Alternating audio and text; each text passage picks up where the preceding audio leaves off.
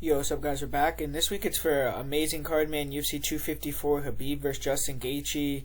Been looking forward to it for a long time, so we're just going to get right into these fights here with Joel Alvarez taking on Alexander Yakovlev in the first fight of the night.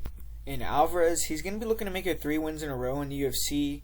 He bounced back from that debut loss against Damir Ismagulov. He's won 2 in a row, both in the first round, both finishes, one in the second round, one in the first, I believe. And he picked up a win over Joe Duffy in his last fight, who's a pretty popular name. He's a veteran, but a little bit washed up. He retired after the fight.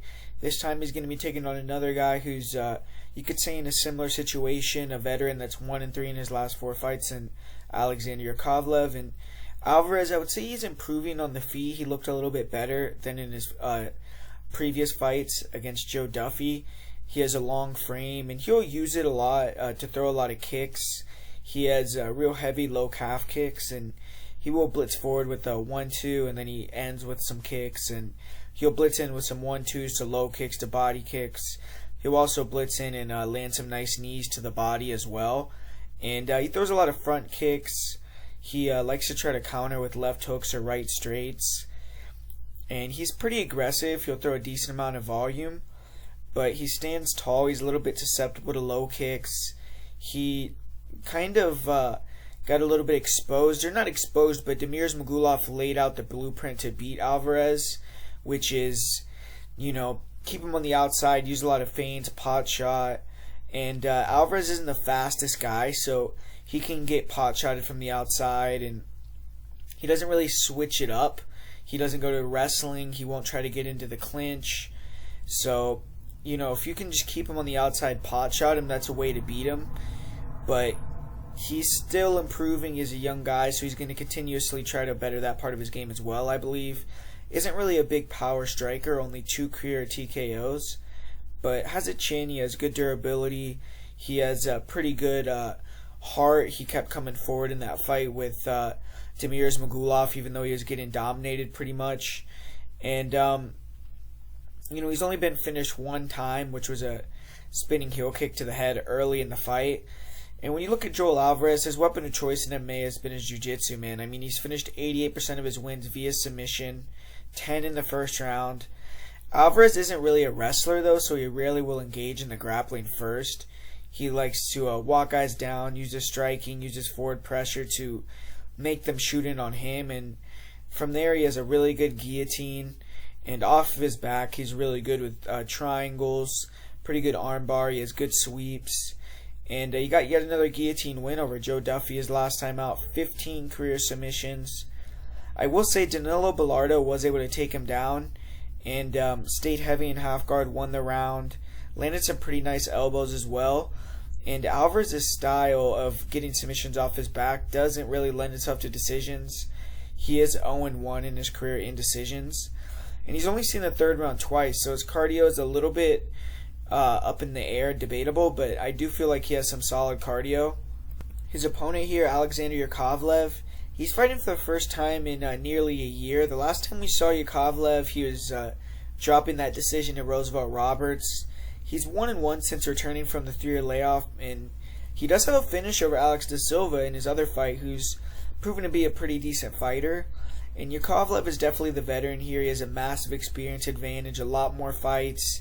He's fought guys like Kamaru Usman. He holds wins over guys like Paul Daly. Even Alex da Silva has proven to be a solid fighter, like I said. And as a striker, I'm not really impressed with Yakovlev. He's almost always on the back foot and just doesn't really look that great. He will look for the straight left uppercut. He has a decent leg kick, decent body kicks, but just doesn't do enough on the feet, and his defense isn't the best. This is a guy that got easily outstruck, knocked down by Damian Maia. In his 2 return fights, he hasn't really landed much significant at all. He still has some power in his left hand, so if Alvarez just leaves his chin on the platter, maybe he'll be able to hit it. But Joel's clearly improving his striking. He's long and rangy, and I think he's going to be able to eat up Yakovlev's leg and throw some front kick blitzes and be the guy that's the aggressor in the striking. But Yakovlev is a legit grappler. He has good timing on his takedowns. That's where this fight's going to get interesting, because if he takes down Alvarez, that's obviously where Alvarez likes being. He has a good submission game. But Yakovlev could maybe just, grind him out, lay on top of him, win a decision here. Because Yakovlev, man, I mean, he's a decent grappler. We've seen him go 3 rounds with Damian Maia. We've seen him sweep Damian Maia. We've seen him submit guys like Alex Da Silva. We've seen him take down guys like Paul Daly, beat them over a 3-round fight. Yakovlev, I mean, he has pretty solid submission defense overall. He's been submitted 4 times, all by armbar, but only been submitted once since 2009. And, he was caught in some pretty deep guillotines from Roosevelt Roberts, though, and a pretty good armbar. Maybe Alvarez will be able to bring that submission home with him if he gets in those positions. With this fight, I gotta favor Alvarez because he's the younger guy, probably improving, more hungry, more dangerous, and I just think he's better on the feet, probably going to throw more, be the guy going forward. And if Yakovlev wins, it's going to be boring with him just holding Alvarez down, unless he can just land like a perfect counter shot. But I think Alvarez will probably be able to get a, second or third round submission or a decision victory here. I just feel like he's probably the better striker and going to be able to keep it on the feet enough. And if he does get taken down, threaten and do enough on bottom. Because, I mean, Yakovlev does get out of submissions, but he does put himself in some bad positions and he's forced to defend. So I could see something like that happening, and Alvarez maybe just doing enough to get the win here. But I think this is a pretty close fight. I don't really like the odds, especially with Alvarez being a decent, like, -150, -160 favorite. Because if you look at his last fight with Joe Duffy, he was a big underdog. And Joe Duffy is a guy that really wasn't in that fight 100%. He retired after the fight. Hasn't won a fight since about 2016. So it was a good win, but I don't know if it warrants him being this high of a favorite. I do think he's going to get the win here. I think he's, the younger, hungrier guy. So I'm going to pick Joel Alvarez, but it's probably a pass for me. And up next here, we got the debut of Miranda Maverick, and I'm pretty confident in this one as far as my pick goes. Miranda Maverick making her debut here. She's 23 years old, but she's already one of the bigger prospects in female MMA. She's 7-2. She is coming off a pretty dominant victory over UFC veteran Pearl Gonzalez. And her last 3 wins have all come against UFC veterans. She's improving pretty rapidly. Southpaw girl. She's athletic. She has fairly good movement. She's light on her feet, good in and out, wide stance, and she throws a lot of kicks from the outside, decent low kicks. Solid round kicks, front kicks to the body. She'll even throw some pretty wild high kicks. But, her striking is a little bit green still. She's a little bit wild. She can throw naked kicks and get countered. She will throw some straight punches, pull counters. But striking is a means to an end still, which is to get the fight to the mat. And she has no knockouts in her career. She's a very good grappler, though. Getting on top, getting the submission is the main objective for her. Solid jiu-jitsu, former wrestler. She's a farm girl as well, and she's very strong, muscular for the division. Good single leg, and she does a good job getting in on the single, then reaping her opponent's other leg. She has great timing on her doubles. She has solid takedowns against the cage as well. And on top, she's very heavy. She's a very good passer. Throws really nice ground and pound.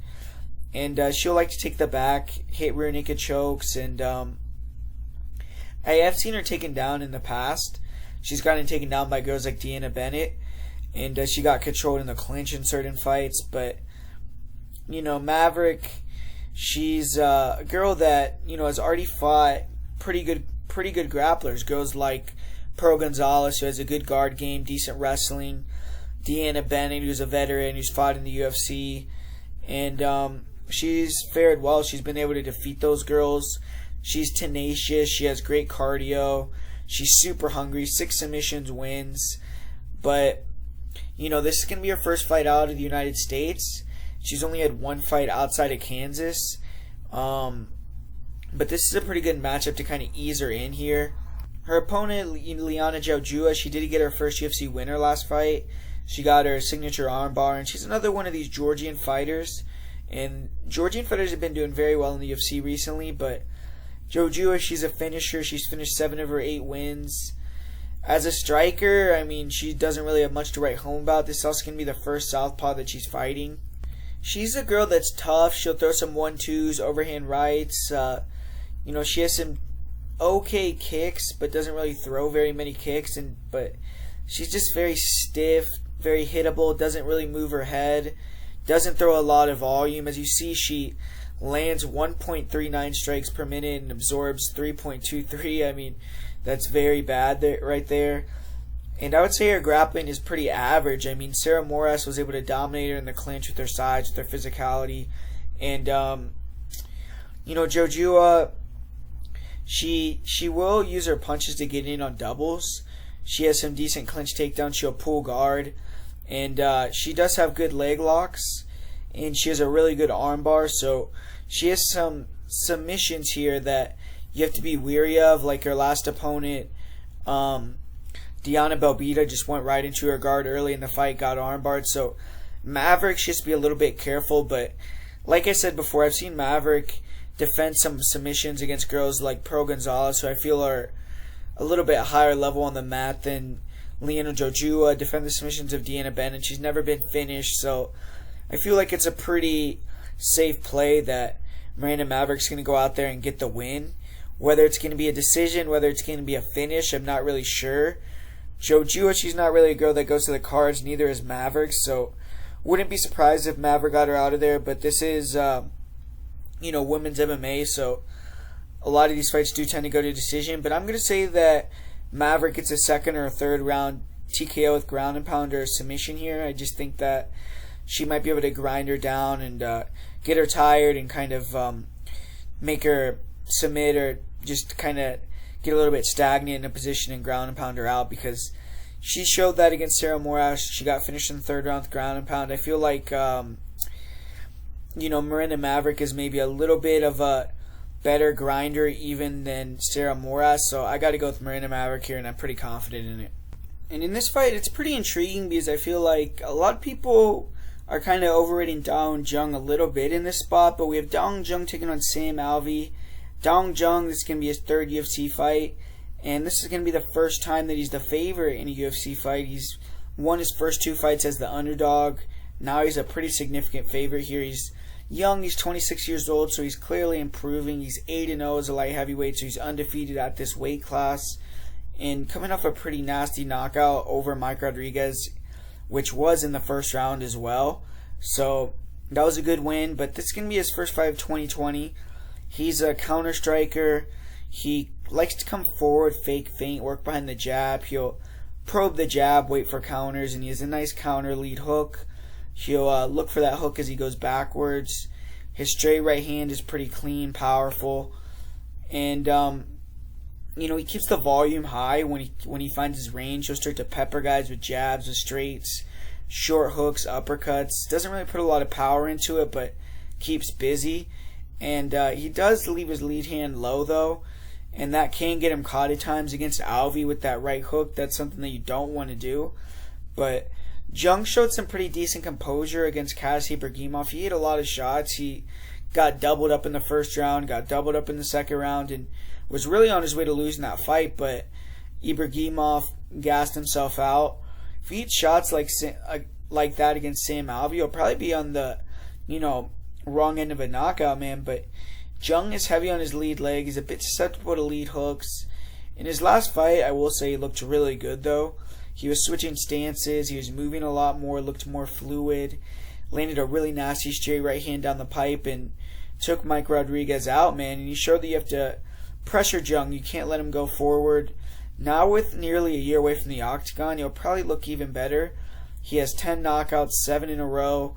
And he isn't an offensive grappler. He isn't really an active seeker of the takedown, but I have seen him hit some double legs, and in the clinch he will throw some big knees. His takedown defense does look questionable, but he has some pretty good get-ups. He'll sprawl, and he will look to hit switches. On top, he has good top control. He'll look to hit the crucifix position, good elbows, and he finished opponent recently there. In his fight with Casey Kenney, he did finish him with a standing guillotine, but isn't a big submission threat really overall. He has just 2 submissions in his career, and he was submitted 1 time. For Sam Alvi, this is going to be the second fight for him in the COVID era, but he's fallen on hard times, man. His last time that he won a fight was almost 3 years ago. He hasn't won a fight in his last 5. He's 0-4. But, you know, Alvi, last time out, he went in there, he competed with a guy like Ryan Spann, who's in the top 15. And, you know, it was pretty competitive. It went to split decision. So it's not like he's out there getting crushed. But Alvi's a southpaw. Really has those two major weapons, the right hook, the left hand. Pretty good low kick. His jab is okay. And in his last fight, I will say he was going for it more. He was blitzing more a little bit. He was throwing more flurries, more volume, especially in that third round. But he has to get started earlier, man. I mean, this is kind of a weird fight because there's ways you could beat Sam Alvey, which is just stay on the outside, jab him, hit the low kicks, and you can win a decision very easily. Just cruise to a decision. But if you want to start banging with Sam Alvey or get in that pocket, come at him, make it a war, his counter-punching ability is really good. That right hook is super dangerous. The left straight is dangerous. One-punch knockout power. And we saw it, man. We saw it in his last fight. He had really Ryan Spann really hurt near the end of that fight multiple times. If that fight was a 5-rounder, he definitely probably would have got the finish. And Alvi is just super tough and durable, man. He's hard to take down, hard to hold down. We saw him survive that super deep arm triangle choke in his last fight. He's been knocked out just 3 times in, almost 50 pro fights. And if you look at it, I mean, his fight with Jim Crude and another one, a couple of them were early stoppages as well. He has 19 knockout victories. I do believe Alvi has some weapons that could cause Jung issues. The right hook he has is awkward. It's hard to see. The low kicks of Alvi can maybe add up. Both these guys are counter strikers. I don't really see Jung walking down Alvi being so confident to let his shots go like he was against Mike Rodriguez. I like the progression of Jung, but Alvi has so much more experience. I think he could win in multiple ways. I think he could clip him, get a knockout. I think if it becomes a brawl, I do feel like Alvi has more of that one-punch power. I kind of feel like Jung's power is being a little bit overrated, man, because in previous fights he's gotten a lot of knockouts, TKO volume type knockouts, and he did get that brutal knockout of Mike Rodriguez, but that was not something that we see very often from him. I could also see this fight kind of being like a staring contest.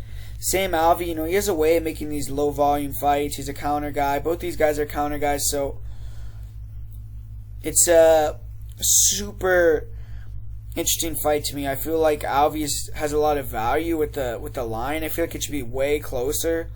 So I don't know. I mean, this could be a terrible pick. It's more of a value pick. We'll see what happens. But I'm actually going to go with Sam Alvey here to get a second round knockout, third round knockout, or a decision. I feel like the experience goes a long way. It's not like Jung is a young guy. He's 32 years old himself, so he's probably showed a lot of what he's going to be also. It's not like I don't think he's going to be improving that crazy. I mean, I don't know. Could Dong Jung come in here and knock him out? Could he come in here and jab, low kick his way to an easy decision? It's possible, but I'm going to say he goes in there, underestimates Alvey after this big knockout win, and just gets caught with something. And I feel like Alvey is still wily enough, still game enough to do it. So I'm going to go with Sam Alvey here. This is a great fight right here. Alex Oliveira taking on Shavkat Rakhmonov. Alex Oliveira is looking good lately, man. He's won back-to-back fights. He defeated Peter Sabata really soundly in his last one and fought to more of a game plan in that fight. It was more of a smart, composed style. And he's a slight favorite here. He's welcoming the undefeated prospect Shavkat Rakhmonov, who has a lot of hype coming in here. For Rakhmonov, he's going to be attempting to make this UFC debut for the third time. He had fights against Bartosz Fabinski, Ramazan Amir, both canceled. He even had a different opponent initially scheduled for this card in Eliseo Zaleski dos Santos. But he's getting a similar opponent here in a fellow Brazilian action fighter in Alex Oliveira. Rakhmonov, he hasn't fought in 15 months, so it's going to be interesting to see how he looks because he's only 26 years old, so he should be getting better every day. And he's an aggressive finisher. He's finished all 12 of his wins. He's also, a well-rounded finisher. He's 7 knockouts, 5 submissions. On the feet, he's technical, good fakes, good feints, good jab, good lead hook. His length helps him keep range and pot shot, but he has good short-range power, good 1-2, and his hands are fast. He'll throw some solid hand combinations on the inside. He has a good uppercut. He'll attack the body. doesn't throw a lot of kicks, but he will throw some spins, body head. His defense on the feet, though, isn't really the greatest, man. He doesn't seem like he's super athletic or the fastest guy. Stands a little bit tall. His footwork just isn't really that good to me. He doesn't really like getting pressured. And, I don't really think he's been fighting super athletic guys. So it's going to be interesting to see how he deals with that speed, that athleticism, a guy like Cowboy, because that athleticism could spook some guys. But Shavkat Rakhmonov, he is an aggressive submission grappler. He has some decent timing on his level changes. He has pretty good judo trips, good takedowns in the clinch. But I would say he's not really the best wrestler, to be honest with you. He has solid control, ground and pound on top. He likes to get the crucifix, rain down punches. He'll mount. He has heavy ground and pound from there. Good back takes, good rear naked chokes, good guillotines. But he pulls guillotine too much. He gives... He'll put himself onto his back, and off his back, I don't really like what I see that much. He will attack with the elbows. He has a good triangle, 5 submission wins, but I feel like he can be taken down, and I feel like he can be controlled.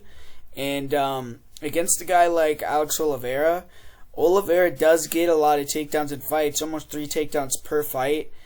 If he wants to come in here and just take down and control a guy like Shavkat Rakhmonov, I do feel like that he could do that.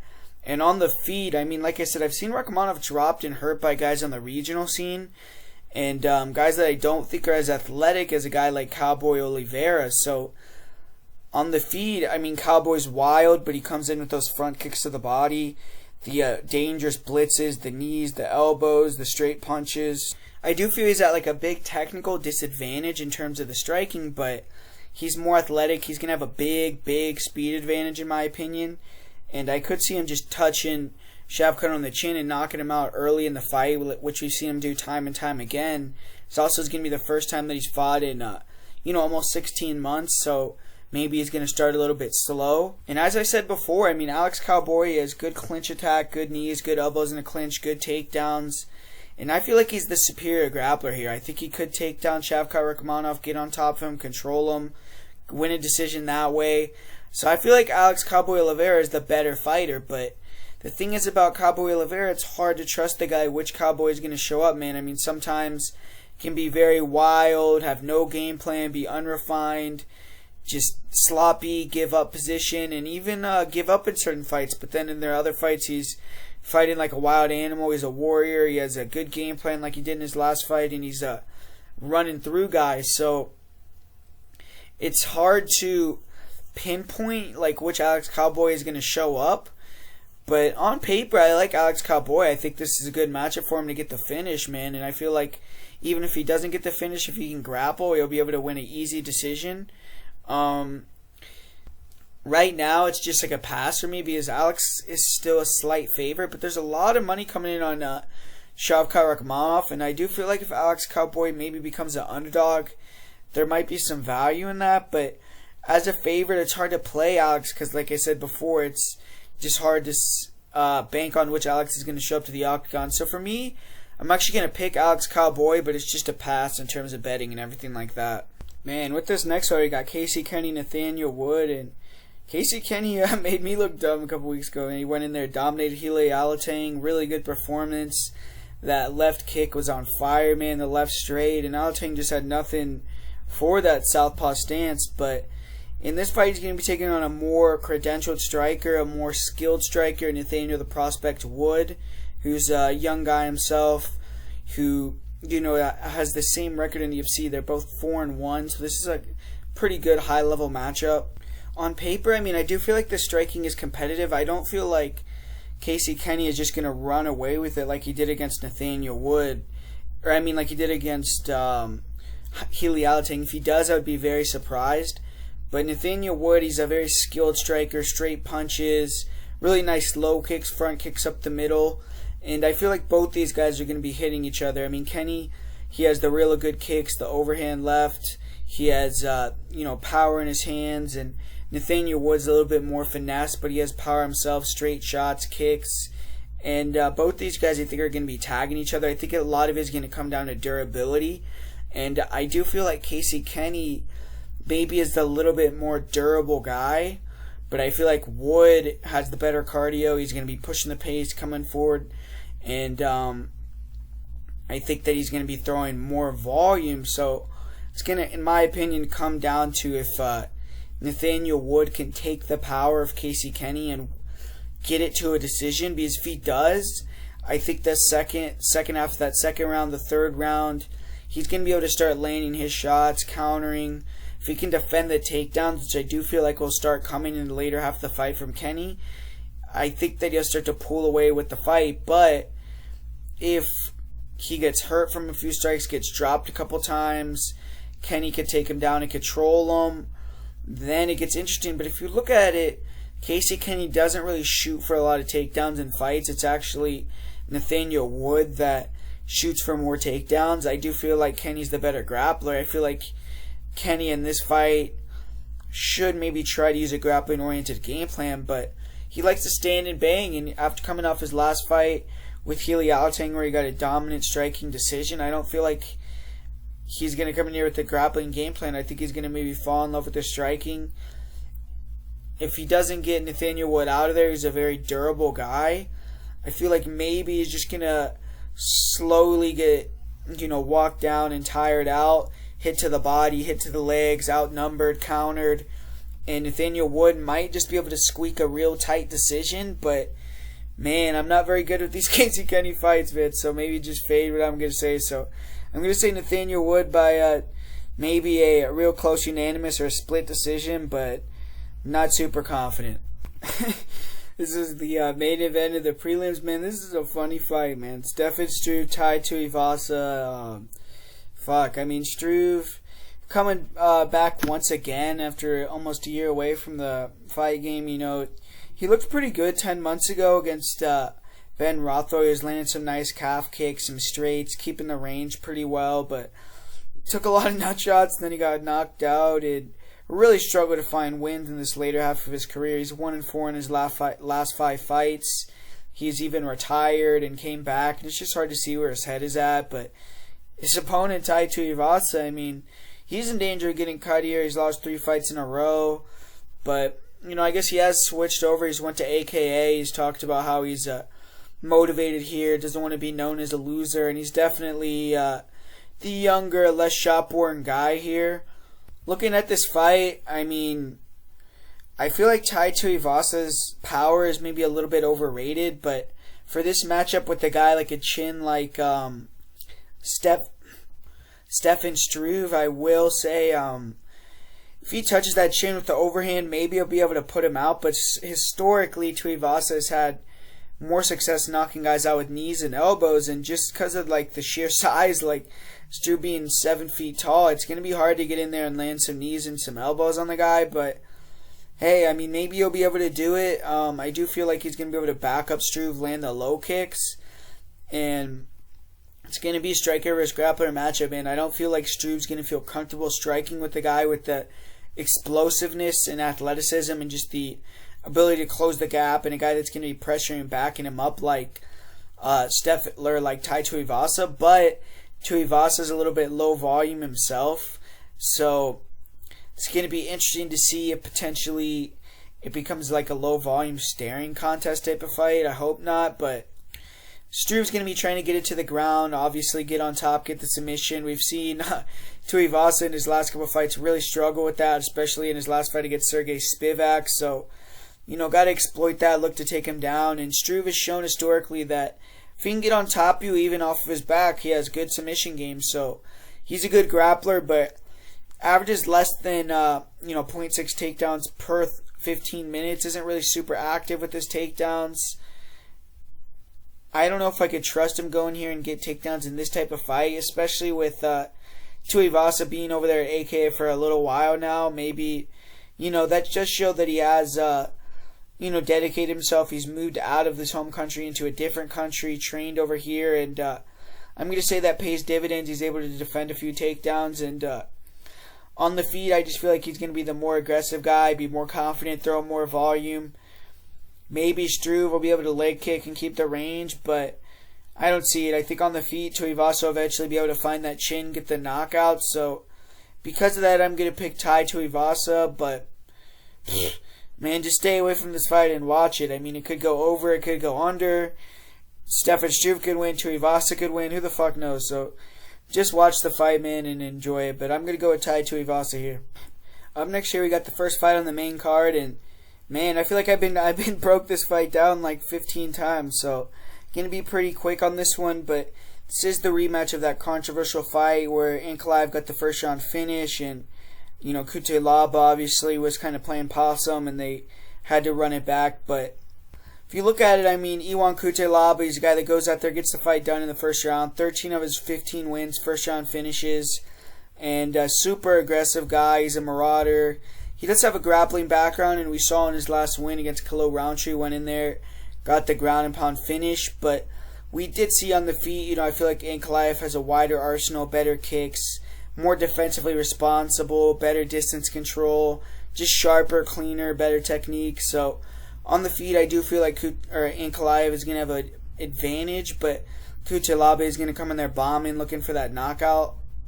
In terms of the grappling, man, I mean, neither guy uses their grappling a lot, but I do feel like Ankalaev has a massive advantage there. I feel like if he takes him down, he's going to be able to maybe find a submission, use some ground and pound, and get the win that way. Ankalaev is a guy that Cutelaba is a guy that just slows down, man. I mean, after that first round, he becomes less dangerous. If he gets to the third round, then he's really, not very dangerous at all. He gets finished in a lot of these fights to go past the first round, and I don't know. I don't see him getting the first round knockout over a guy like Ankalaev. They've been, scouting this guy, ready to fight this guy for a long time. So Ankalaev is going to be turned on, ready in the beginning of that fight. I feel like to avoid the dangerousness that Cutelaba, possesses. And I just got to go with Ankalaev, man. I picked him every time. I picked him the first time they fought. So no reason for me to divert now. I got to go with Ankalaev to get the win here. I think that he's one of the better prospects at 205. He's a good athlete. He's rangy. He's big. Skilled guy. Well-rounded. So give me Magomed Ankalaev here. In this next fight, we got Lauren Murphy taking on Liliya Shakirova. And Lauren Murphy, she's in the best form of her UFC career. She's won 3 consecutive fights. She's on the cusp of a title shot here. She was expected to face Cynthia Calvillo in what was likely a number 1 contenders fight. But unfortunately for Murphy, Calvillo's pulled out. Now she's taking on a UFC newcomer. And hopefully she doesn't have a letdown spot here, because these are kind of sometimes the spots where fighters will, lose the fight because they're just, it's a letdown spot. They were supposed to fight for a big, opportunity for the belt and everything like that. Now they're fighting a newcomer. But Lauren Murphy, she's 37 years old, so should be locked in and ready to go. Know that any loss at this stage is pivotal for her. She's never fought outside the United States, so that is something that you have to look into, especially with her age as well, dropping down to 125. And her opponent, Liliya Shakirova, she is having a 9-day notice camp for this fight. She's 8-1, and she has a big opportunity here, man. I mean, she's fighting a top 5 opponent in her debut. Shakirova has competed in some decent organization, Fight Nights Global. She's defeated some fighters with some solid records, but Murphy is clearly the best fighter she will have ever faced. She's 5'4", but she has some broad shoulders, big back, very strong. On the feet, she's not the best. She's slow. She's a little bit low volume.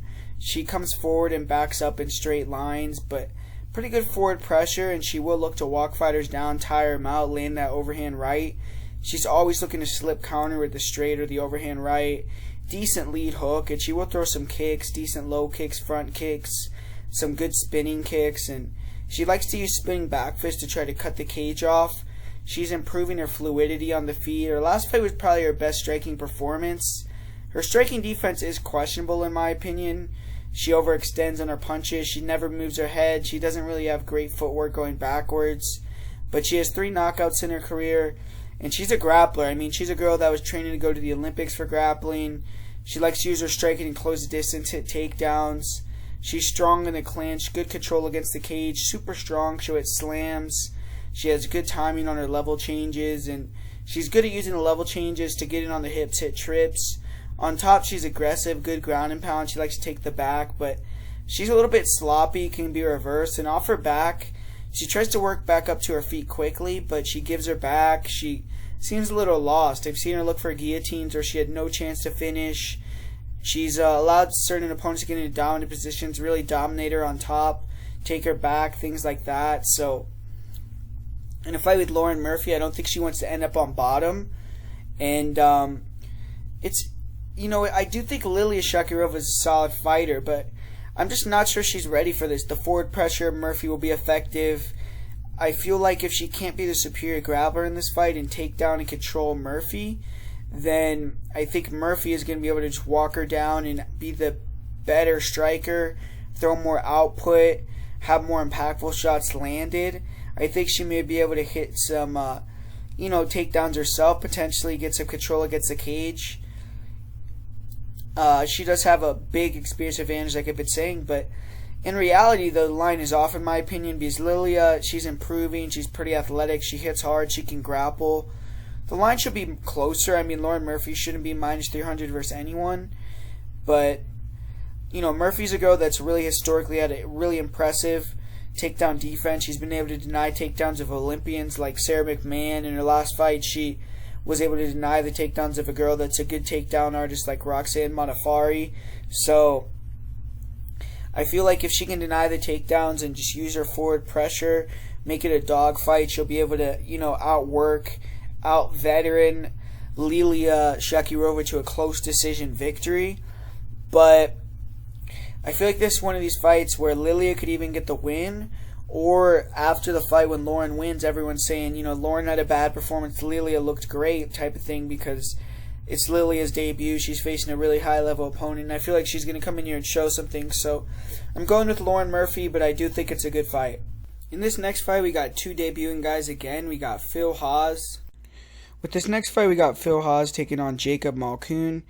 And Phil Haas, he finally got in the UFC, broke through, man. He was able to, have a stint on the Ultimate Fighter, 2 Dana White Contender Series fights before getting into the organization. But 31 years old, he still has enough time to go on a little bit of a run here. He's one of these guys that's a really big, explosive, athletic guy, really good in the first round, big power, can close the distance with real big, powerful hooks, uppercuts, his good body locks, good takedowns, good double legs. On top, he has really good ground and pound and looks to finish the fight, overwhelm guys.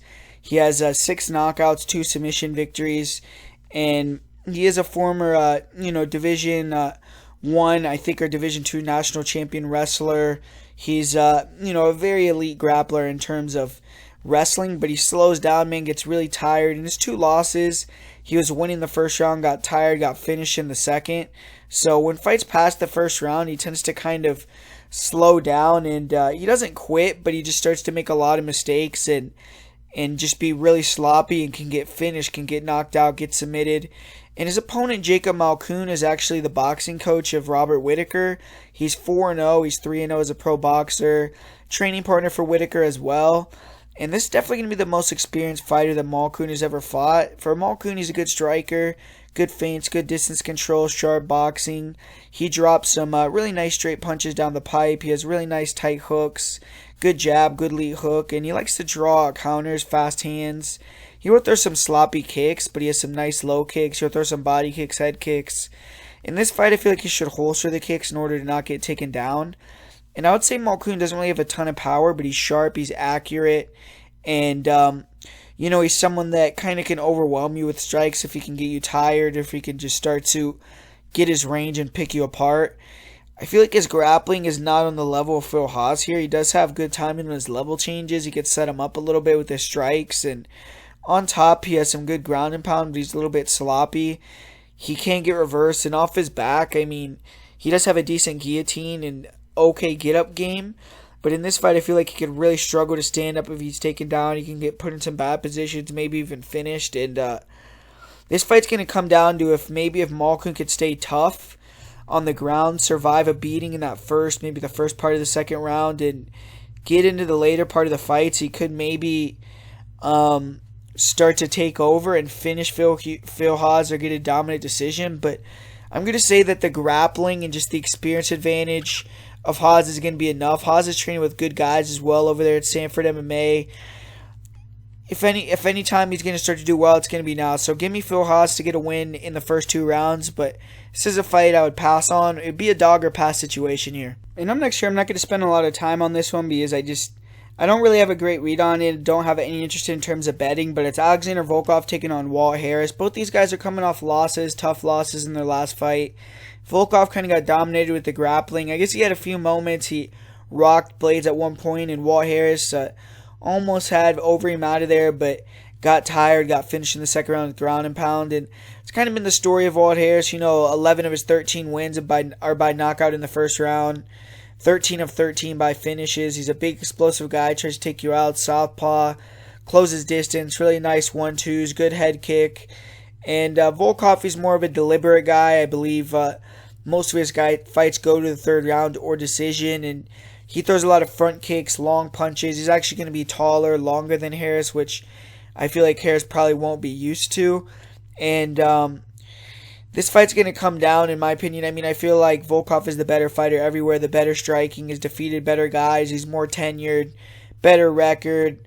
He has more technical striking, more technical on the ground, but he's not the athlete that Walt Harris is, and if Harris can catch him early, I believe he has like 8 first-round knockdowns. He has a lot of finishes in the first round, and that's going to be his path to victory. But as the fight goes, I think the body shots of Volkov, the leg kicks, the pot shots from the outside are going to start to discourage Walt Harris. I think he's going to out-volume him. I think that, if fights go to decision, Harris is 0-3-1. His one decision win got changed to a no contest because he failed a USADA test, and that was even a split decision against Andrei Arlovski that a lot of people feel like he lost. So if this fight goes past the first round, I'm comfortable saying Volkov will get the win, but not really super comfortable in saying Volkov will get past the first round. We've seen guys like Derek Lewis catch him when he just loses complacency, and he needs to be locked on, focused for 15 minutes this fight. But if he is, I just feel like he's the better fighter, so I'm going to pick him here. But no bet, not a lot of confidence in either guy coming into this matchup. I feel like they're both guys that are just untrustworthy. And in the co-main event here, we got Jared Cannonier taking on Robert Whittaker. And Cannonier is set for the biggest fight of his life, man, at UFC 254. He's been guaranteed a title shot with the win. He's facing a former champion in Robert Whittaker in the co-main event of one of the biggest cards of the year. He's had an odd career, up and down. He's fought in 3 divisions. He's lost some fights. He's won some fights. But he's knocking at the door now. Even after a year away from the sport, he still has Israel Adesanya saying his name, calling him out. And that's a lot of motivation, but it's a lot of pressure as well. I will say Jared Cannonier is one of these guys that's very weird. I mean, he has like a weird confidence about him. He's a crystals guy. He's talking about he's a god in the flesh. And I feel like he, does have an aura about him. And it does, that does give you power at times. But Cannonier, I mean, he's a killer on the feet. He's an awesome athlete, very explosive. He throws some of the heaviest low kicks in the division. He'll chop down your legs with both inside and outside kicks. Very stiff power jab, huge power at 185. When he lands his straight or his overhand right, a lot of fighters tend to crumble. He throws a nice shovel right hook. He likes to chop fighters down, fake feint, and just always has his eyes wide open looking to slip in return with that right hand. Great chin, good cardio, good forward pressure. His explosiveness and his athleticism makes opponents hesitant to throw because he can counter if you make a mistake and end your night. Super dangerous, and he's finished his last 4 wins by knockout, 8 wins overall by knockout. Defensively, Cannonier isn't really the greatest. He can inch his way into range, doesn't really use a lot of movement. He's quick and agile, but he could kind of just be a little bit flat-footed, and guys who can move and touch him, pot shot him, can kind of have success. We saw that with Dominic Reyes. He had a lot of success with kicks and eventually was able to, land an uppercut that he walked him into and hurt him and then finished him off. Cannonier, as a grappler, he's never going to be the guy to shoot takedowns, but he's hard to take down, hard to control on the mat, good get-ups, tires guys out by never accepting bottom position, and if he could sweep you or get on top, he has devastating ground and pound, really good cardio, he never gets tired, never wavers, but he's taking on a guy in Robert Whittaker that's only lost 1 time in this division in the UFC, and that's to the current champion, Israel Adesanya. And Whittaker was able to bounce back his last time out, get that big win over Darren Till in a 5-round fight. Whittaker's a stick striker, man. I mean, dangerous head kick. He has a really good outside striking, a lot of outside kicks, outside leg kicks, oblique kicks, side kicks to the body. He strikes to keep fighters on the outside, pot shot him, and that's exactly what you have to do with Jared Cannonier. I mean, I feel like that oblique kick to the leg, so he needs to get that started right away, really try to damage the leg and get Jared to not want to continue to come forward. And he has to try to touch and move early on, try to be light on his feet, dart in with some combinations, get out of range, all the way in, all the way out, be technical. Can't get a little bit sloppy like he does at times, because if he does and Cannonier lands a big shot, he can make him pay. I mean, we saw in his fight with Israel Adesanya, he was winning that first round, walked into a shot late in the first, got dropped, was compromised, and basically got finished in the second round pretty easily. Then, even against Darren Till, he ran into one of those elbows and got hurt really badly, but was able to recover and had a really good gritty fight there. And this is actually kind of like a similar opponent in a way to Darren Till. I mean, I feel like Jared is a little bit more explosive and athletic, but Till is a little bit more technical as a striker. And Jared, he has the same type of game. He likes to counter with the straight, come forward. He's a little bit low volume. And Robert, he's going to have to try to mix it up like he did against Darren Till. We finally saw a little bit of his grappling. He hit some takedowns. He had some control on top. He used the takedowns to create striking opportunities on the breaks, which he needs to do here.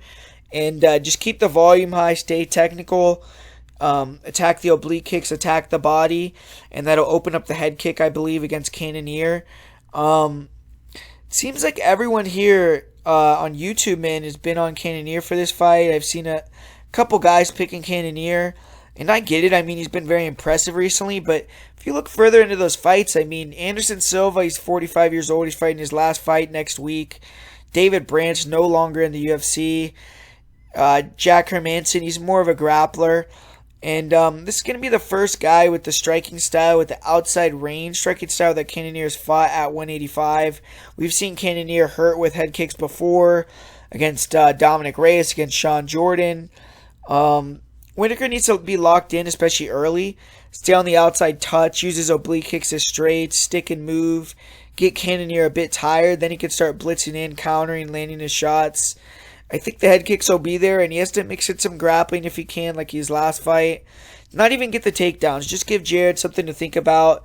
Give him the threat of the takedown so he can come over the top with shots, with high kicks. And I feel like he's going to show levels, man. I mean, he's 9-1. He's a former champion. He's fought elite-level competitors. He's beaten elite-level competitors.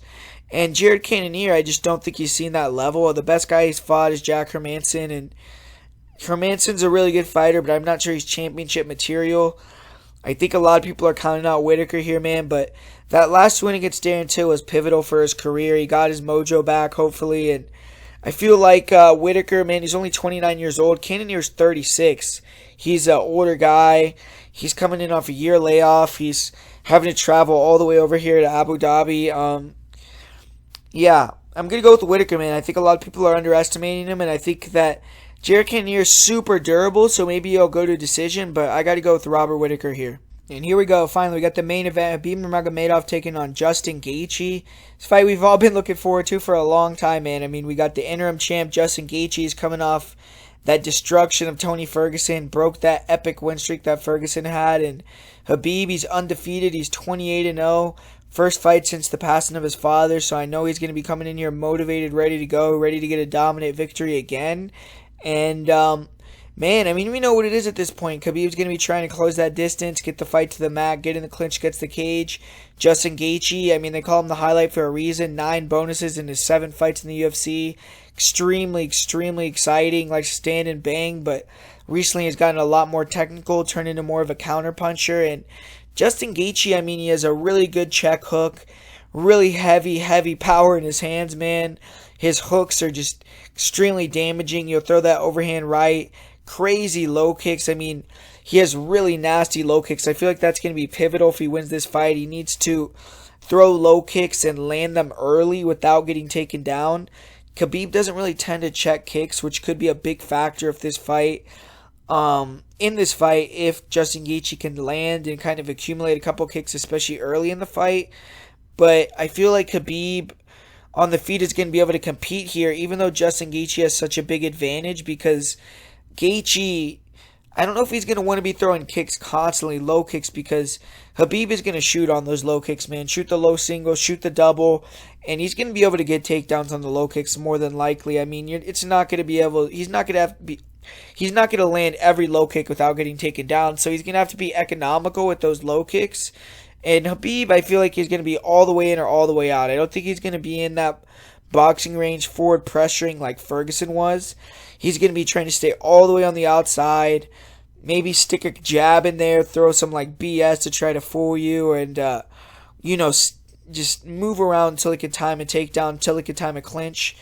And Justin Gaethje is going to have to close that gap, use the low kicks effectively to get on the inside, his fakes, his feints, his footwork, back Khabib up, deny some takedown, sprawl, push himself out of the clinch, and just keep that range and just start to smash on Khabib, accumulate damage, and once he has him compromised, that's when he can start to really let go with his hooks, with his power punches, and take him out. But I'm not sure. I mean, Justin does have really, really good grappling, man. I mean, you don't really get to see it a lot, but in the clinch, he's really nasty, devastating short-range power, dirty boxing, heavy knees. His leg kicks in the tie clinch are something we rarely see in the sport. Really good sprawl. And he doesn't overcommit as much to his shots, which did lead to him getting taken down in the past. He's really improved with that. His get-ups, his scrambling ability is probably the best Khabib has ever faced. The thing about Justin, though, is he does give his back to stand up. I've seen a few guys almost take his back. I did see Brian Cobb take his back and dominate him for like 3.5 minutes in a fight in 2013. He does go 2-on-1. He stays calm. He'll work his way out, but I've seen Gaethje get put in some bad submission attempts and slam his way out. I mean, that's his style, man. I mean, it's usually not a good defense, but he, feels he's in danger. He slams you on his head. That's just what he does, and he's knocked some guys out doing that, so more power to him. He has a really nice double leg of his own. You'll get big slams. I don't really anticipate him grappling here like he never does, obviously, but I just feel like on the feet, it's going to be more competitive than if Khabib can get it to the ground in cement position, because even though Khabib isn't the best on the feet, he does have an awkward style. He has that jab, and you always have to be wary of him level changing, of him getting in the clinch, and so it shuts down a lot of the weapons that Justin has, and it also gives Khabib the ability to fake the level change and come over the top with a power shot, which he's done in many fights. We've seen him do that to even guys that are elite strikers like Conor McGregor, and we've seen Khabib shown a chin, man. I mean, he's shown that he can eat some big shots. He ate some of those straight left hands off Conor that were pretty clean in the third round of their fight. He obviously doesn't want to be eating a lot of punches here, but I don't think it's going to be like one punch and he's going to get dropped or knocked out. So he is a durable guy, and I feel like the grappling, I mean, early on, maybe Khabib will struggle a little bit to control or take down Justin, but when he does start to take him down, I think that it's going to be in the clinch. I think he's going to be able to hit some judo trips, some throws, some nice clinch takedowns against the cage.